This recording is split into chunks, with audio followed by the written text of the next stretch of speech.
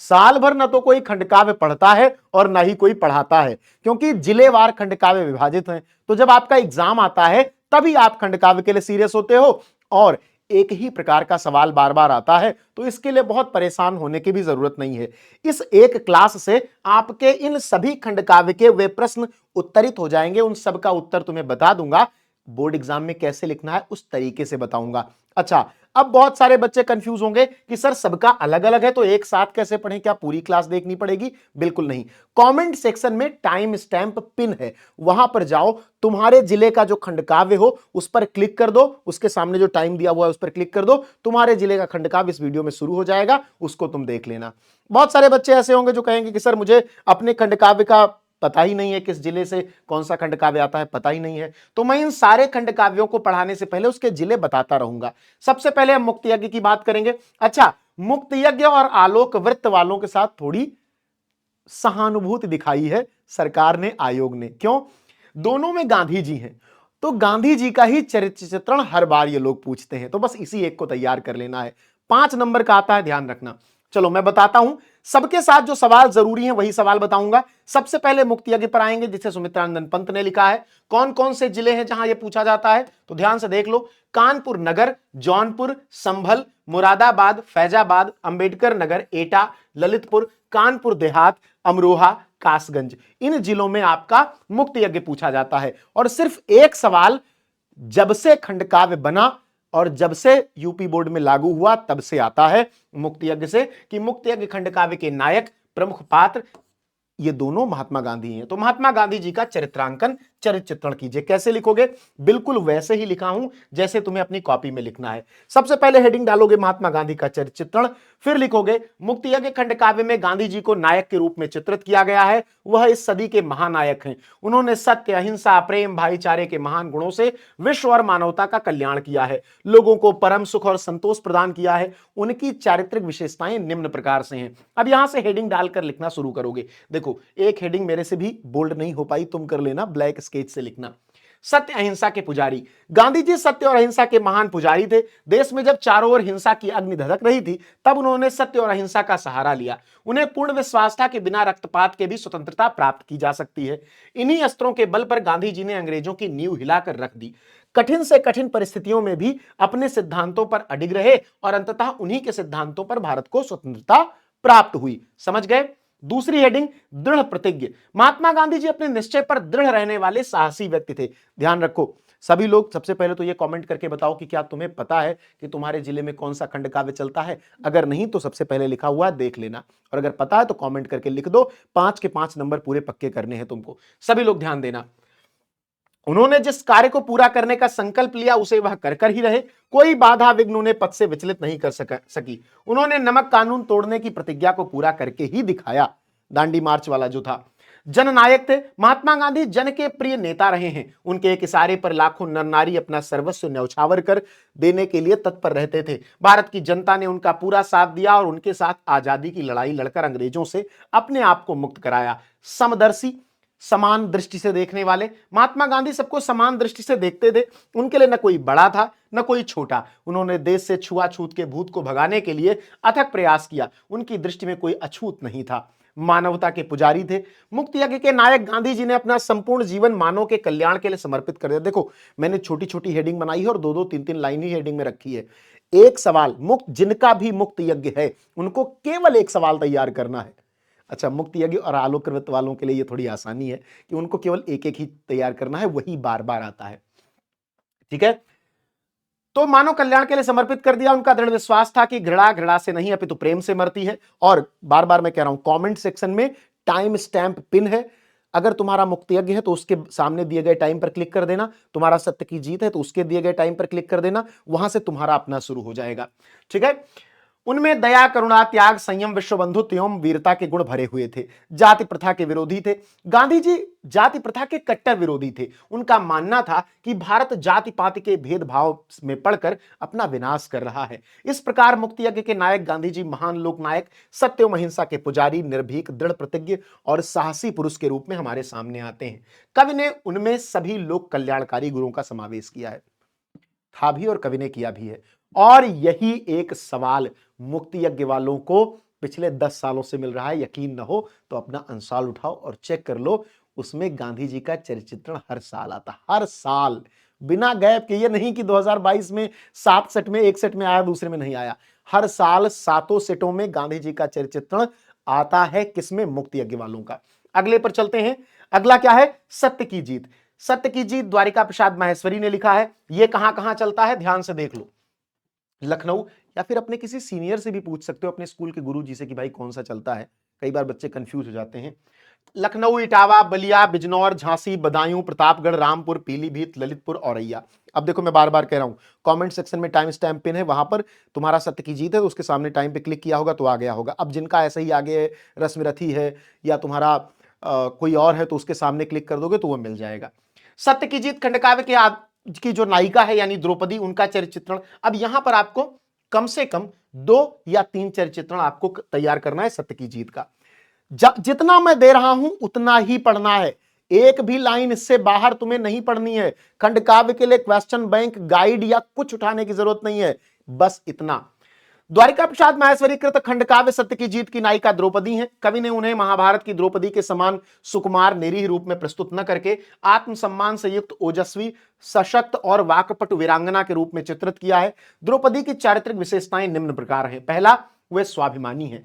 द्रौपदी स्वाभिमानी है, वह अपमान सहन नहीं कर सकती। मैं बार बार हट जा रहा हूं जिससे तुम लोग स्क्रीनशॉट भी ले पाओ अच्छे से, ठीक है। यहां मेरा नाम भी लिखा हुआ है, ठीक, कोई बात नहीं है। वह अपना, अब इसको मत लिख देना बोर्ड एग्जाम में कि ऋषि सर ऊपर लिख दो, तुम्हें नहीं लिखना है। वह अपना अपमान नारी जाति का अपमान समझती हैं। वह नारी के स्वाभिमान को ठेस पहुंचाने वाली किसी भी बात को स्वीकार नहीं कर सकती। सत्य की जीत द्रौपदी महाभारत की द्रौपदी से बिल्कुल अलग है। वह असहाय और अबला नहीं है, वह अन्यायी और अधर्मी पुरुषों से संघर्ष करने वाली हैं। निर्भीक एवं साहसी, देखो मैंने छोटी छोटी हेडिंग बनाई है और 2-2 लाइन, 3-3 लाइन जोड़ा है बस, द्रौपदी, जिससे तुमको आसानी से याद हो जाए। द्रौपदी निर्भीक एवं साहसी है। दुशासन द्रौपदी के बाल खींचकर उसे भरी सभा में ले आता है और अपमानित करना चाहता है। तब द्रौपदी बड़े साहस, निर्भीकता के साथ दुशासन को निर्लज्ज और पापी कहकर पुकारती हैं। विवेकशील हैं। द्रौपदी पुरुष के पीछे पीछे आंखें बंद करके चलने वाली नारी नहीं है, वरन विवेक से काम लेने वाली हैं। वह भरी सभा में यह सिद्ध कर देती हैं कि जो व्यक्ति स्वयं को हार गया हो, उसे अपनी पत्नी को दांव पर लगाने का अधिकार ही नहीं है। अतः वह कौरवों द्वारा विजित नहीं है। अर्थात जब युधिष्ठिर हार चुके हैं तो फिर वे द्रौपदी को दांव पर नहीं लगा सकते। सत्यनिष्ठ एवं न्यायप्रिय, द्रौपदी सत्यनिष्ठ है, साथ ही न्यायप्रिय भी हैं। वह अपने प्राण देकर भी सत्य और न्याय का पालन करना चाहती हैं। दुशासन जब द्रौपदी के सत्य एवं शील का हरण करना चाहता है, तब वह उसे ललकारती हुई कहती हैं, न्याय में रहा मुझे विश्वास, सत्य में शक्ति अनंत महान, मानती आई हूं मैं सतत, सत्य ही है ईश्वर भगवान। अगर ऐसी लाइनें लिख दोगे ना, एग्जामिनर लोहा मान लेगा तुम्हारा। 5 तो देगा ही, आगे आने वाले क्वेश्चन में भी 1 को नंबर नहीं काटेगा। वीरांगना है। द्रौपदी विवश होकर पुरुष को क्षमा कर देने वाली असहाय और अबला नारी है। वह चुनौती देकर दंड देने को कटिबद्ध वीरांगना है। अरे ओ दुशासन निर्लज्ज, देख तू नारी का भी क्रोध, किसे कहते उसका अपमान, कराऊंगी मैं उसका बोध। नारी जाति का आदर्श है। द्रौपदी संपूर्ण नारी जाति के लिए एक आदर्श है।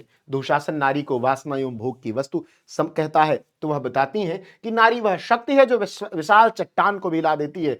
पापियों के नाश के लिए वह भैरवी भी बन सकती है। सार रूप में कहा जा सकता है कि द्रौपदी पांडव कुलवधु, वीरांगना, स्वाभिमानी, आत्मगौरव संपन्न, सत्य और न्याय की पक्षधर, सती, साध्वी, नारीत्व के स्वाभिमान से मंडित एवं नारी जाति का आदर्श है। इसी में युधिष्ठिर का चरित्र चित्रण आता है। यह दूसरा है। सत्य की जीत वालों का कम से कम 2 या 3 तैयार करने हैं, जो मैं बता रहा हूं उतना ही पढ़ना है, ठीक है। युधिष्ठिर का क्या है? सत्य की जीत खंडकाव्य के नायक के रूप में युधिष्ठिर के चरित्र को स्थापित किया गया है।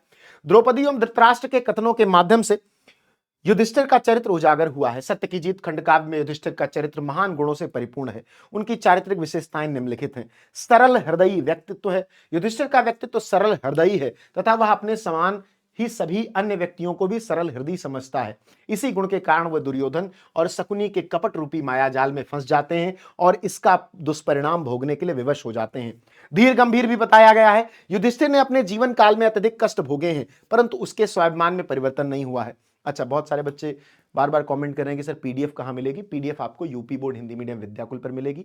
क्लास देख लो आप। कई बार क्या होता है कि 10-15 क्लास हो चुकी होती हैं, पीडीएफ पीछे जा चुकी होती है, आपको नहीं मिलती है खोजे से। तो अच्छा होगा स्क्रीनशॉट ले लो, इसीलिए मैं बाहर निकल के कर रहा हूं। ये पूरी पीडीएफ ही मैंने बना दी है, कोशिश करूंगा कि सबको मिल जाए, पिन कर दूंगा टेलीग्राम में, लेकिन ना मिले तो एक बार यहां देख लेना। ठीक है। धीर गंभीर है। युधिष्ठिर अपने जीवन काल में अत्यधिक कष्ट भोगे थे, परंतु उनके स्वाभिमान में परिवर्तन नहीं हुआ। दुशासन द्वारा द्रौपदी का चीरहरण करने का प्रयत्न व उसके अपमान किए जाने के पश्चात भी युधिष्ठिर का मौन व शांत रहने का कारण उनकी कायरता या दुर्बलता नहीं थी, बल्कि उनकी धीरता व गंभीरता का गुण था। अदूरदर्शी हैं। युधिष्ठिर सैद्धांतिक रूप से अत्यधिक कुशल थे, परंतु व्यावहारिक रूप से कुशलता का अभाव अवश्य है। वे गुणवान तो हैं, परंतु द्रौपदी को दांव लगाने जैसा मूर्खतापूर्ण कार्य कर बैठते हैं। परिणाम स्वरूप इस कर्म का दूरगामी परिणाम उनकी दृष्टि से ओझल हो जाता है। कोई अपनी पत्नी को कैसे दांव पे लगा सकता है, और चीरहरण जैसे कुकृत्य को जन्म देता है। इस प्रकार युधिष्ठिर अदूरदर्शी कहे जाते हैं, विश्व कल्याण के अग्रदूत हैं। युधिष्ठिर का व्यक्तित्व विश्व कल्याण के प्रवर्तक के रूप में देखा गया है। इस गुण के संदर्भ में धृतराष्ट्र भी कहते हैं, तुम्हारे साथ विश्व है, क्योंकि तुम्हारा ध्येय विश्व कल्याण। धृतराष्ट्र कहते हैं, जो कि उनके विरोधी हैं। ठीक है। सत्य और धर्म के अवतार कहे जाते हैं। युधिष्ठिर को सत्य और धर्म का अवतार माना गया है। इनकी सत्य और धर्म के प्रति अडिग निष्ठा है। युधिष्ठिर के इसी गुण पर मुग्ध होकर धृतराष्ट्र ने कहा कि हे युधिष्ठिर, तुम श्रेष्ठ व धर्म परायण हो, और इन्हीं गुणों को आधार बनाकर बिना किसी भय के अपना राज्य संभालो और राज करो। निष्कर्ष स्वरूप कहा जा सकता है कि युधिष्ठिर इस खंड काव्य के प्रमुख पात्र व नायक हैं, जिनमें विश्व कल्याण, सत्य, धर्म, धीर, शांत और सरल हृदय व्यक्तित्व का समावेश है। ये आपका कौन सा हो गया?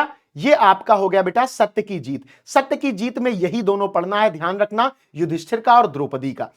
अब दो पढ़ना पड़ेगा आपको। अगर मैं रश्मिरथी की बात करूं तो यहां आपको 3 पढ़ना पड़ेगा, कर्ण का, कुंती का और कृष्ण का, क्योंकि बहुत सारे पात्र हैं ना, तो सेफ जोन में रहना है। 5 के 5 पूरे नंबर लेने हैं। अब ये कहां कहां पूछा जाता है एक बार देख लेते हैं।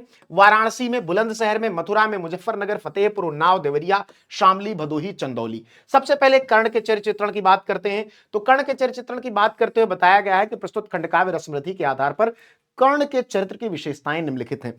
टाइम स्टैंप पिन है कमेंट सेक्शन में, जाके देख लेना। महान धनुर्धर कर्ण की माता कुंती और पिता सूर्य थे। लोकलाज के भय से कुंती अपने पुत्र को नदी में बहा देती हैं। कर्ण एक सूत को मिल जाता है, एक सारथी को मिल जाता है, और वह उसका लालन पालन करता है। सूत के घर पलकर भी कर्ण महादानी और महान धनुर्धर बनता है। एक दिन अर्जुन रणभूमि में अपनी बाण विद्या का प्रदर्शन करता है। तभी वहां कर्ण भी अपनी धनुर्विद्या का प्रदर्शन प्रभावपूर्ण रूप से करने लगता है। कर्ण के इस प्रभावपूर्ण प्रदर्शन को देखकर द्रोणाचार्य एवं पांडव चिंतित हो जाते हैं। सामाजिक विडंबना का शिकार है कर्ण। कर्ण क्षत्रिय कुल से संबंधित था, लेकिन उसका पालन पोषण एक सूत के द्वारा हुआ, यानी सारथी के द्वारा, जिस कारण वह सूत पुत्र कहलाया, और इसी कारण उसे पग पग पर अपमान का घूंट पीना पड़ा। शस्त्र विद्या प्रदर्शन के समय प्रदर्शन स्थली पर उपस्थित होकर वह अर्जुन को ललकारता है, तो सब स्तब्ध रह जाते हैं। यहां पर कर्ण को कृपाचार्य की कूटनीतियों का शिकार होना पड़ता है। द्रौपदी स्वयंवर में भी उसे अपमानित होना पड़ता है, क्योंकि उसे सूत पुत्र यानी सारथी का बेटा माना जाता था। ऐसे ही लिखना है आपको कॉपी में। सच्चा मित्र है वो। कर्ण दुर्योधन का सच्चा मित्र है। दुर्योधन कर्ण की वीरता से प्रसन्न होकर उसे अंग देश का राजा बना देता है। इस उपकार से भाव विह्वल कर्ण सदैव के लिए दुर्योधन का मित्र बन जाता है। वह श्री कृष्ण और कुंती के प्रलोभनों को ठुकरा देता है। वह श्री कृष्ण से कहता है, मुझे स्नेह और सम्मान दुर्योधन ने दिया है, अतः मेरा तो रोम रोम दुर्योधन का ऋणी है। वह तो सब कुछ दुर्योधन पर निछावर करने को तत्पर है। अच्छा, गुरु भक्त है कर्ण सच्चा गुरु भक्त है। वह अपने गुरु के प्रति विनयी एवं श्रद्धालु है। एक दिन परशुराम कर्ण की जंघा पर सिर रखकर सोए हुए थे, तभी एक कीट कर्ण की जंघा में घुस जाता है। बिल्कुल आपके कमेंट सेक्शन में टाइम स्टैम्प पिन है, आपका खंडकाव्य का नाम और उसके आगे जो टाइम लिखा है, टाइम पे क्लिक करते ही वहीं से वीडियो शुरू हो जाएगी और आपका वहां से खंडकाव्य आ जाएगा। ठीक है। तो क्या होता है कि कर्ण की जंघा में घुस जाता है एक कीड़ा, रक्त की धारा बहने लगती है। वह चुपचाप पीड़ा को सहता है, क्योंकि पैर हिलाने से गुरु की नींद खुल सकती थी। ऐसे ही लिखना है। मैं कहानी नहीं सुना रहा हूं, मैं समझा नहीं रहा हूं, मैं बोर्ड एग्जाम में लिखने का तरीका लाइन बाय लाइन बता रहा हूं, ध्यान देना। लेकिन आंखें खुलने पर वह गुरु को अपने बारे में सब कुछ बता देता है। गुरु क्रोधित होकर उसे आश्रम से निकाल देते हैं, लेकिन वह अपना विनय नहीं छोड़ता और गुरु के चरण स्पर्श कर वहां से चल देता है। महादानी कर्ण महादानी है। प्रतिदिन प्रातः काल संध्या वंदन करने के बाद वह याचकों को दान देता है। उसके द्वार से कभी कोई याचक खाली नहीं लौटता। कर्ण की दानशीलता का वर्णन कवि ने किस प्रकार किया है? रवि पूजन के समय सामने जो याचक आता था मुंह मांगा वह दान कर्ण से अनायास पाता था। महान सेनानी है। कौरवों की ओर से कर्ण सेनापति बनकर युद्धभूमि में प्रवेश करता है। युद्ध में अपने रण कौशल से वह पांडवों की सेना में हाहाकार मचा देता है। अर्जुन भी कर्ण के बाणों से विचलित हो उठते हैं। श्री कृष्ण भी उसकी वीरता की प्रशंसा करते हैं। भीष्म जो वहां के थे कौरवों के तरफ के, ठीक है, वे कहते हैं कि अर्जुन को मिले कृष्ण जैसे तुम मिले कौरवों को वैसे। इस प्रकार कहा जा सकता है कि कर्ण का चरित्र दिव्य एवं उच्च संस्कारों से युक्त है। वह शक्ति का स्रोत है, सच्चा मित्र है, महादानी और त्यागी है। वस्तुतः उसकी यही विशेषताएं उसे खंड काव्य का महान नायक बनाती हैं। रश्मिरथी में कुंती के चरित्र चित्रण की बात करें, कुंती कौन है? कुंती पांडवों की माता है। पांडवों में खासकर अर्जुन की माता की बात हो रही है। अर्जुन, युधिष्ठिर, भीम की माता। नकुल और सहदेव की माता कौन है? कमेंट करके बताओ एक बार, सभी लोग कमेंट करो कौन है उनकी माता। कुंती पांडवों की माता है। सूर्यपुत्र कर्ण का जन्म कुंती के गर्भ से हुआ है। इस प्रकार कुंती के 5 नहीं वरन 6 पुत्र हैं। कुंती की चारित्रिक विशेषताएं इस प्रकार हैं।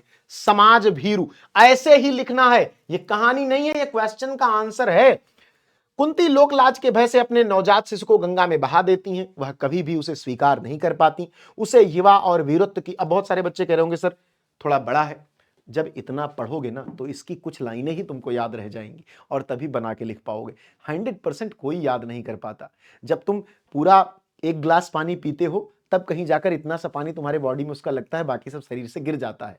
ठीक है, तो जितना पानी पियोगे पूरा शरीर में कभी नहीं लगेगा, थोड़ा सा गिर ही जाएगा। ध्यान देना।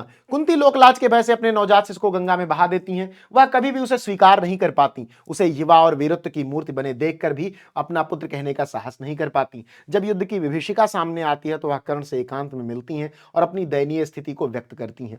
ममतामयी मां है। कुंती ममता की साक्षात मूर्ति है। कुंती को जब पता चलता है कि कर्ण उनके अन्य 5 पुत्रों से युद्ध होने वाला है तो वह कर्ण को मनाने उसके पास जाती हैं और उसके प्रति अपना ममत्व एवं वात्सल्य प्रेम प्रकट करती हैं। वह नहीं चाहती कि उनके पुत्र युद्धभूमि में एक दूसरे के साथ संघर्ष करें। यद्यपि कर्ण उनकी बातें स्वीकार नहीं करता पर उन्हें आशीर्वाद देती हैं, उसे अंक में भरकर अपनी वात्सल्य भावना को संतुष्ट करती हैं। खैर, कर्ण ने यह कहा था कि भाई तुम्हारे 5 बेटे रहेंगे, मेरा युद्ध अर्जुन से है, मैं या तो अर्जुन को मारूंगा या तो अर्जुन मुझे मारेगा, फिर भी 5 बने रहेंगे। और यह होता भी है। नकुल, सहदेव और युधिष्ठिर को कई बार वो युद्ध में हराता है, पकड़ता है, लेकिन मारता नहीं, छोड़ देता है। अंतर्द्वंद से ग्रस्त कुंती के पुत्र परस्पर शत्रु बने हुए थे। जब कुंती के मन में भीषण अंतर्द्वंद मचा था, वह बड़ी उलझन में पड़ी हुई थी। 5 पांडवों और कर्ण में से किसी की भी हानि हो पर वह हानि तो उसी की होगी। पर इस स्थिति को रोकना चाहती थी, परंतु कर्ण के अस्वीकार कर देने पर वह इस नियति को सहने के लिए विवश हो जाती हैं। इस प्रकार कवि ने रश्मिरथी में कुंती के चरित्र में कई उच्च गुणों का समावेश किया है और इस विवश मां की ममता को महान बना दिया है। अगला सवाल, इसमें 3 मैंने कहा ना आपको, कर्ण, कुंती और कृष्ण, 3 याद करने पड़ेंगे आपको क्योंकि इसमें ज्यादा पात्र हैं, बदल बदल के आता है। जिनका आलोक वृत्त और मुक्ति यज्ञ है वो लोग खुश हैं क्योंकि उनको केवल महात्मा गांधी का याद करना है। कमेंट सेक्शन में सारे खंड काव्य पिन है, आप उनके सामने दिए गए टाइम स्टैम्प पर क्लिक करके अपने खंड काव्य को वहीं से शुरू कर सकते हो। रश्मिरथी के श्री कृष्ण की चारित्रिक विशेषताएं निम्नलिखित हैं। महान कूटनीतिज्ञ, भाई तो कृष्ण थे ही। रश्मिरथी के श्री कृष्ण में महाभारत के युग के कृष्ण के चरित्र की अधिकांश विशेषताएं विद्यमान हैं, किंतु मुख्य रूप से उनके कूटनीतिज्ञ स्वरूप का ही चित्रण हुआ है। पांडवों की ओर से वे कूटनीतिज्ञ का कार्य करते हैं। वह कर्ण को दुर्योधन से अलग करना चाहते हैं। वह उसे बताते हैं कि वह कुंती का ज्येष्ठ पुत्र है, बल एवं शील में परम श्रेष्ठ है, परंतु कर्ण उनकी बातों में नहीं आते हैं जब वे पांडवों की ओर से युद्ध संबंधी कूटनीति का प्रयोग करते हैं। निर्भीक एवं स्पष्टवादी, भाई बड़ा आदमी है। कृष्ण की बात हो रही है यार, मेरे आराध्य हैं कृष्ण। श्री कृष्ण निर्भीक एवं स्पष्टवादी हैं। वह युद्ध नहीं चाहते, पर इसका तात्पर्य यह नहीं है कि वह कायर हैं। वह दुर्योधन को बहुत समझाते हैं कि वह अपनी हट छोड़ दे, किंतु जब वह नहीं मानता तो वे कहते हैं तो ले अब मैं जाता हूं, अंतिम संकल्प सुनाता हूं, याचना नहीं अब रण होगा, जीवन जय या कि मरण होगा। गुण प्रशंसक हैं। रश्मिरथी के श्री कृष्ण गुण के पारखी हैं और वे व्यक्ति के गुणों की प्रशंसा करने वाले हैं। कर्ण की मृत्यु के उपरांत अर्जुन से उनके संबंध में कहते हैं, मगर जो हो मनुज सुवरिष्ठ था वह, धनुर्धर ही नहीं धर्मिष्ठ था वह, तपस्वी सत्यवादी था, व्रती था, बड़ा ब्रह्मण्य था, मन से यति था। एक मनोज मुंतजिर है, उन्होंने रश्मिरथी का पूरा पाठ अपने YouTube चैनल पे डाला है, कभी सर्च करना रश्मिरथी मनोज मुंतजिर, तुमको मिलेगा। सुनना कभी, जब कभी थोड़ा कमजोर पड़ो, जब कभी तुम्हें मोटिवेशन की जरूरत पड़े, सुनना। बड़े तगड़े आवाज में रिकॉर्ड किया है, एक बार मैं सुन लेता हूं ना 10-15 क्लास ले लेता हूं उसके बाद। अलौकिक शक्ति संपन्न है। महाभारत के श्री कृष्ण की भांति रश्मिरथी के श्री कृष्ण भी अलौकिक शक्ति से संपन्न है। वे लीलामय पुरुष हैं। दुर्योधन को समझाने के लिए श्री कृष्ण राज्यसभा में पहुंचते हैं तो उनकी बात न मानकर दुर्योधन उन्हें कैद करने का प्रयास करता है। तब श्री कृष्ण अपना विराट रूप दिखाकर उसे पराजित कर देते हैं। युद्ध विरोधी श्री कृष्ण किसी भी मूल्य पर युद्ध रोकना चाहते हैं, क्योंकि उन्हें मालूम है कि युद्ध की विभीषिका मानवता के लिए कितनी दुखदाई। भाई सब ओर से लोग मरेंगे तो जाहिर तौर पर रोकना चाहेंगे। सभी लोग ध्यान दो बेटा, जितना बता रहा हूं उतना ही पढ़ना। कोई गाइड, कोई किताब खंडकाव्य के लिए मत उठाना। पिछले 5-7 सालों के एक्सपीरियंस का निचोड़ दे रहा हूं तुमको, खुद से टाइप करके ये पीडीएफ मैंने बनाई है, ठीक है। और इतनी नीट एंड क्लीन सिर्फ इसलिए बनाई है कि तुमको एक एक लाइन समझ में आए, वही पढ़ो वही याद करो, ठीक है। पांडवों के दूत बनकर वह हस्तिनापुर पहुंच जाते हैं और कौरवों से उनके लिए केवल 5 गांव मांगते हैं, ठीक है। कहते हैं कि दे दो केवल 5 ग्राम, रखो अपनी धरती तमाम, वह वहीं खुशी से खाएंगे, परिजन परसी न उठाएंगे, ठीक है। दुर्योधन के न मानने पर, दुर्योधन वह भी दे न सका। दुर्योधन के न मानने पर वे सोचते हैं कि यदि कर्ण दुर्योधन का साथ छोड़ दे तो यह युद्ध टल सकता है, इसलिए वे कर्ण के पास जाकर युद्ध की भीषण तथा दुष्परिणाम उसे समझाते हैं। सदाचार का समर्थन करने वाले हैं। श्री कृष्ण सदाचार एवं सील का समर्थन करने वाले हैं। वे समाज एवं मानव जाति के कल्याण के लिए पुरुषार्थ को किसी भी जाति, धर्म या जन्म से जुड़ा हुआ नहीं मानते, अपितु उन्हें सच्चा पुरुषार्थ सील सदाचार युक्त आचरण में दिखाई देता है। इस प्रकार श्री कृष्ण महान कूटनीतिज्ञ और अलौकिक शक्ति संपन्न है। उनके साथ ही वे लोक कल्याण एवं मंगल भावना के नए स्वरूप को भी धारण किए हुए हैं। इतना ही केवल पढ़ना है। रश्मिरथी में अगर तुमने कर्ण, कुंती और श्री कृष्ण को पढ़ लिया तो फिर कुछ भी नहीं, और 5 नंबर के लिए इतना किया जा सकता है, ऐसा मुझे लगता है। देखो मैं बार बार कहता हूं कि भाई देखो, मुक्ति यज्ञ और आलोक वृत्त वाले थोड़ा खुश रहेंगे क्योंकि उनको केवल गांधी जी का पढ़ लेना है बस। और चरित्र चित्रण ही पढ़ना, सर्ग वैसे भी याद नहीं कर पाओगे, 8-10 सर्ग हैं, सबका सारांश नहीं याद होगा। अब आलोक वृत्त की बात करते हैं। आलोक वृत्त चलता है प्रयागराज में, सोनभद्र में, अलीगढ़ में, सहारनपुर में, फर्रुखाबाद में, मैनपुरी में, मिर्जापुर, सीतापुर, हाथरस, कन्नौज और कौशाम्बी में। आलोक वृत्त में भाई महात्मा गांधी की विशेषताएं लिखनी है, और केवल एक ही सवाल आता है बार बार हर साल, क्योंकि महात्मा गांधी के सामने किसका सवाल पूछा जाए।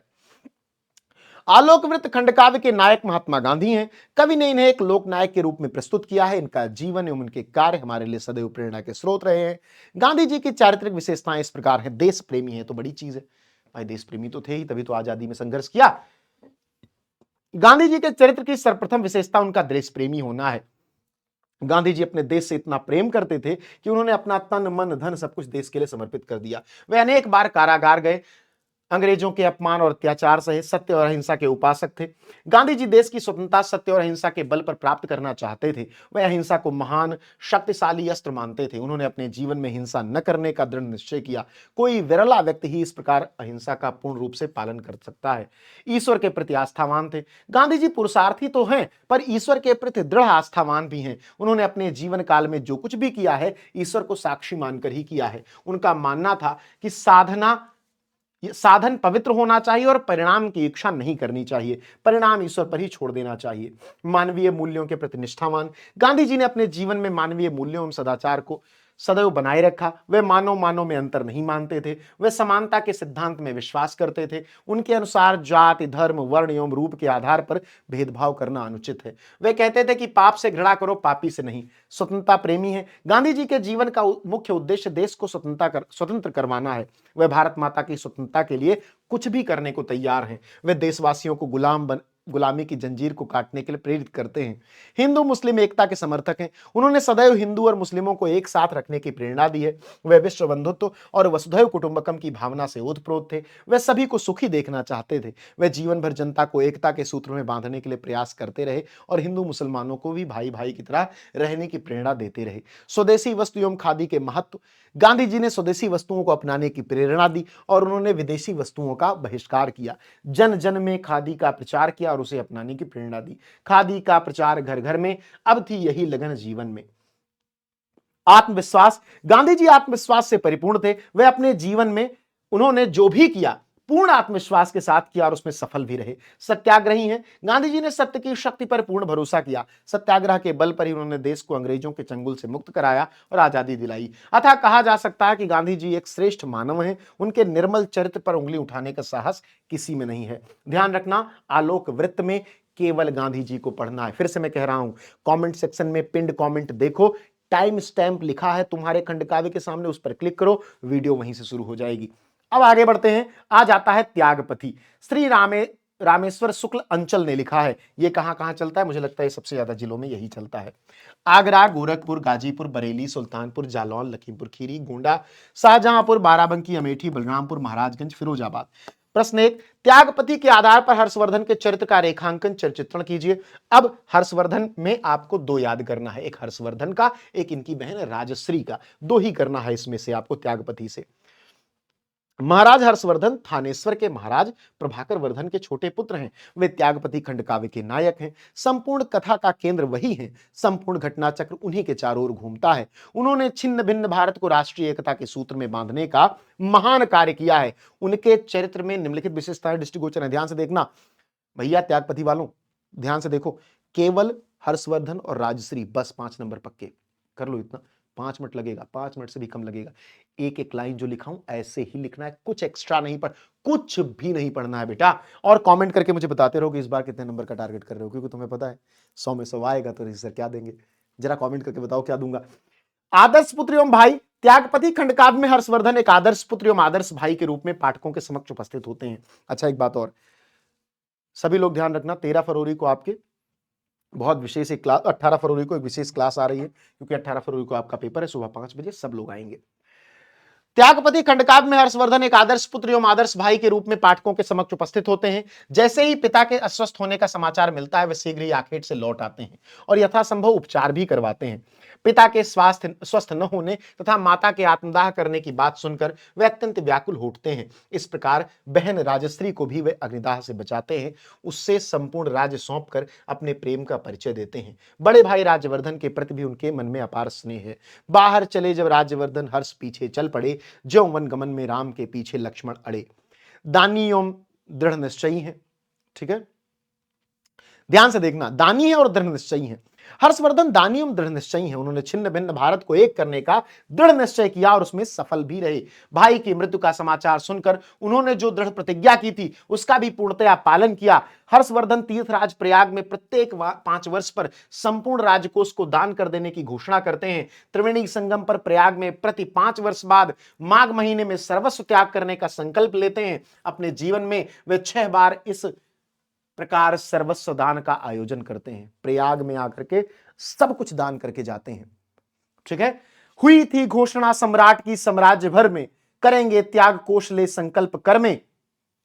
आगे महान योद्धा है हर्षवर्धन, महान योद्धा हैं। उनके पराक्रम के आगे कोई योद्धा टिक नहीं पाता, कोई भी राजा उन्हें पराजित नहीं कर सका। महाराज हर्षवर्धन की दिग्विजय, उनका युद्ध कौशल और उनकी वीरता भारत के इतिहास में स्वर्णाक्षरों में अंकित है। उनकी वीरता एवं कुशल शासन का ही परिणाम था। उठा पाया न सिर कोई प्रवंचक, कोई बदतमीजी करने वाला सिर नहीं उठा पाया। खचाक खचाक। पराक्रमी एवं धैर्यशाली हैं भैया।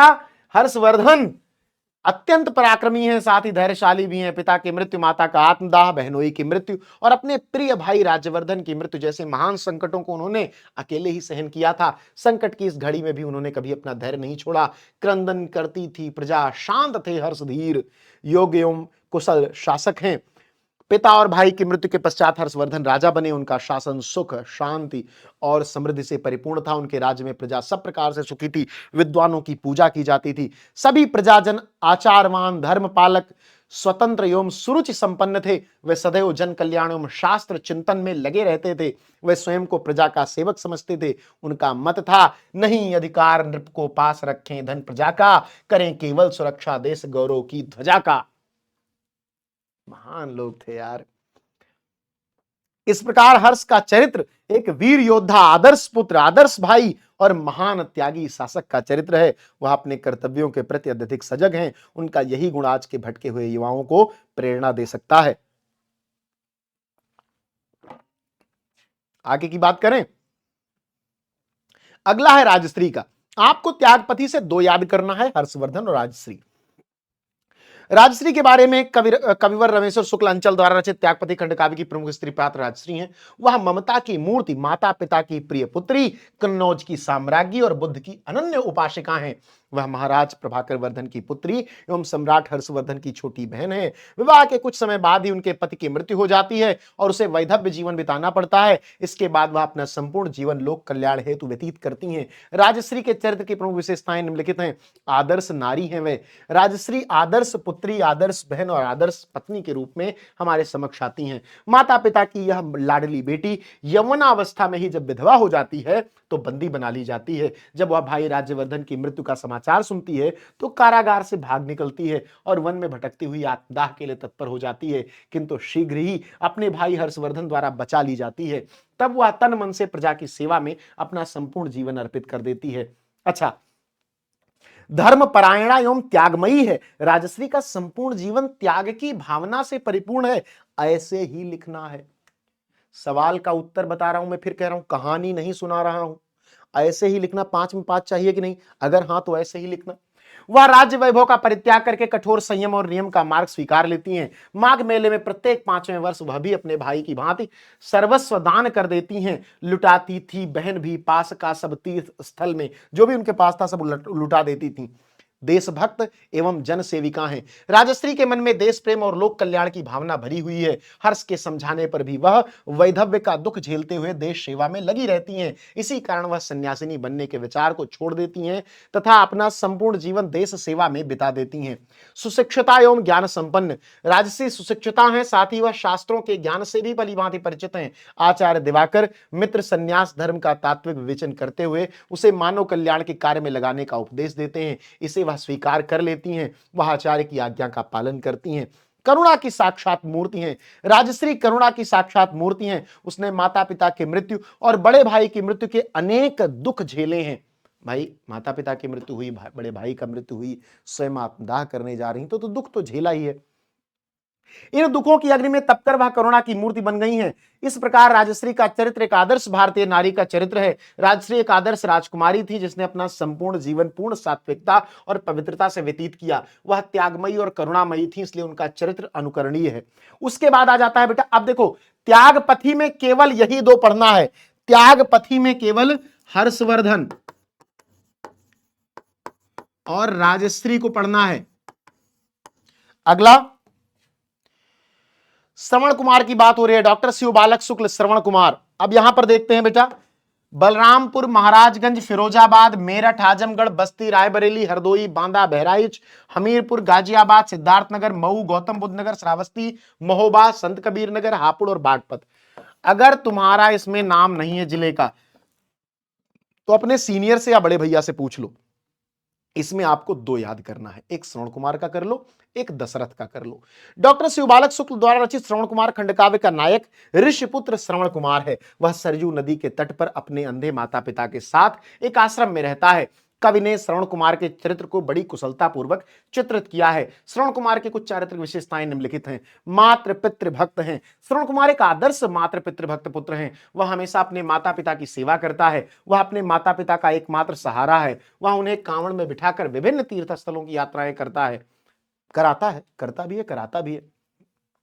मृत्यु के समीप पहुंचने पर भी उसे सिर्फ अपने माता पिता की ही चिंता रहती है। शब्द वेदी बाण मार दिया था ना दशरथ ने।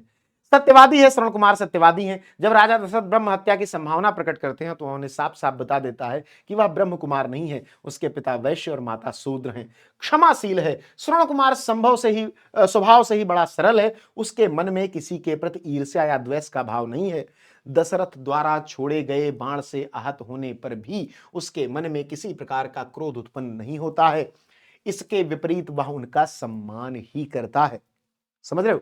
भाग्यवादी श्रवण कुमार भाग्य पर विश्वास करता है, अर्थात जो भाग्य में होता है वही मनुष्य को प्राप्त होता है। मनुष्य को भाग्य के अनुसार ही फल मिलता है, उसे कोई टाल नहीं सकता। यही जीवन का अटल सत्य है। दशरथ द्वारा बाण लगने पर भी वह उन्हें कोई दोष नहीं देता, इसे वह भाग्य का ही खेल मानता है। आत्मसंतोषी है श्रवण कुमार, आत्मसंतोषी है। उसे भोग व ऐश्वर्य की कोई कामना नहीं है। उसके मन में किसी वस्तु के प्रति कोई लोभ या लालच नहीं है। वह संतोषी जीव है, आपको भी होना चाहिए। उसके मन में किसी को पीड़ा पहुंचाने का भाव ही जागृत नहीं होता। वन्य पदार्थों से ही होता रहता मम जीवन निर्वाह, ऋषि हूं नहीं किसी को पीड़ा पहुंचाने की उर में चाह। मैं भी ऋषि हूं, मेरा भी यही कर्तव्य है। भारतीय संस्कृति का सच्चा प्रेमी है वह, भारतीय संस्कृति का सच्चा प्रेमी है वह माता पिता गुरु और अतिथि को ईश्वर मानकर उनकी पूजा करता है। अतः कहा जा सकता है कि श्रवण कुमार के चरित्र में सभी उच्च आदर्श विद्यमान है। वह पितृ मातृ भक्त है तो साथ ही क्षमाशील, उदार, संतोषी और भारतीय संस्कृति का सच्चा प्रेमी भी है। वह खंडकाव्य का नायक है। आगे चलते हैं। श्रवण कुमार खंडकाव्य के आधार पर दशरथ का चित्रांकन, दशरथ भी जरूरी है क्योंकि उन्होंने ही श्रवण कुमार को मारा था, तो वे भी बहुत मुख्य रूप से पात्र हो जाते हैं। डॉक्टर शिवबालक शुक्ल द्वारा रचित श्रवण कुमार खंडकाव्य में दशरथ का चरित्र अत्यंत महत्वपूर्ण है। वह एक योग्य शासक एवं आखेट प्रेमी है। वह रघुवंशी राजा अज के पुत्र हैं। संपूर्ण खंडकाव्य में वह आद्यंत विद्यमान है। आद्यंत मतलब आदि से अंत तक। उनकी चारित्रिक विशेषताएं निम्न प्रकार हैं। योग्य शासक, राजा दशरथ एक योग्य शासक हैं। वह अपनी प्रजा के देखभाल पुत्रवत करते हैं। उनके राज्य में प्रजा अत्यंत सुखी है। चोरी का नामो निशान नहीं है। उनके शासन में चारों ओर सुख समृद्धि का बोलबाला है। वे विद्वानों का यथोचित सत्कार करते हैं। उच्च कुल में उत्पन्न राजा दशरथ का जन्म उच्च कुल में हुआ था। पृथु, त्रिशंकु, सगर, दिलीप, रघु, हरिश्चंद्र और अज जैसे महान राजा उनके पूर्वज हैं। आखेट प्रेमी, राजा दशरथ आखेट प्रेमी हैं, इसलिए सावन के महीने में जब चारों ओर हरियाली छा जाती है तब उन्होंने शिकार करने का निश्चय किया। शब्दभेदी बाण चलाने में अत्यंत कुशल हैं। अंतर्द्वंद से परिपूर्ण, शब्दभेदी बाण से जब श्रवण कुमार की मृत्यु हो जाती है तो राजा दशरथ सोचते हैं कि मैंने यह पाप कर्म क्यों कर डाला। यदि मैं थोड़ी देर और सोया रहता या रथ का पहिया टूट जाता या कोई रुकावट आ जाती तो मैं इस पाप से बच जाता। उन्हें लगता है कि मैं अब श्रवण कुमार के अंधे माता पिता को कैसे समझाऊंगा, कैसे उन्हें तसल्ली दूंगा। दुख तो इस बात का है कि अब युगों युगों तक उनके साथ यह पाप कथा चलती रहेगी। उदार हैं राजा। अच्छा, एक बड़ी परेशानी है। पहले लोग सोचते थे कि युग युगों तक ये कहानी चलती रहेगी, जैसे कई का अनुताप में लिखा कि युग युग तक चलती रहे कठोर कहानी, रकुल में थी एक अभागिन रानी। तब तक कोई नहीं, इंटरनेट नहीं था, कोई सोशल मीडिया नहीं था कि किसी ने रिकॉर्ड करके रिपोर्ट करके डाल दिया। तब बड़ा डर था लोगों को। आज किसी को कोई डर नहीं है, नंग धड़ंग घूम रहे हैं सब। राजा दशरथ अत्यंत उदार हैं। श्रवण कुमार के माता पिता द्वारा दिए गए शाप का वह चुपचाप स्वीकार कर लेते हैं। किसी और को वह इस बारे में बताते नहीं है, पर मन ही मन यह पीड़ा उन्हें खटकती रहती है। विनम्र एवं दयालु हैं, वह अत्यंत विनम्र एवं दयालु हैं। अहंकार उनमें लेश मात्र भी नहीं है। वे किसी का दुख नहीं देख सकते। श्रवण कुमार को जब उनका बाण लगता है तो वे अत्यंत चिंतित हो उठते हैं। वह आत्मग्लानि से भर उठते हैं और उनके माता पिता के सामने अपना अपराध स्वीकार कर लेते हैं। इस तरह राजा दशरथ का चरित्र महान गुणों से परिपूर्ण है। प्रायश्चित और आत्मग्लानि को की अग्नि में तपकर वे शुद्ध हो जाते हैं। ठीक है, अब जितने भी मैंने बताए, ध्यान रखना, जितने भी मैंने बताए इसमें से वही केवल तुमको तैयार करने हैं, वही सवाल तैयार करने हैं। पिंड कमेंट में तुमको टाइम स्टैम्प मिल जाएगा। मुक्ति यज्ञ के सामने जो टाइम लिखा है उस पर क्लिक करोगे, मुक्ति यज्ञ शुरू हो जाएगा। सत्य की जीत के सामने क्लिक करोगे, सत्य की जीत शुरू हो जाएगा। रस्मरथी के सामने क्लिक करोगे, रस्मरथी शुरू हो जाएगा। आलोक वृत्त के सामने क्लिक करोगे, आलोक वृत्त शुरू हो जाएगा। त्यागपति के सामने क्लिक करोगे, त्यागपति शुरू हो जाएगा। श्रवण कुमार के सामने क्लिक करोगे, श्रवण कुमार शुरू हो जाएगा। क्लियर है? चलो, तो यह तुम्हारा पूरा हो गया। अब खंडकाव्य का कोई चिंता नहीं, कोई डर नहीं। पेपर में 5 के 5 नंबर पाओगे। जाओ, आशीर्वाद है।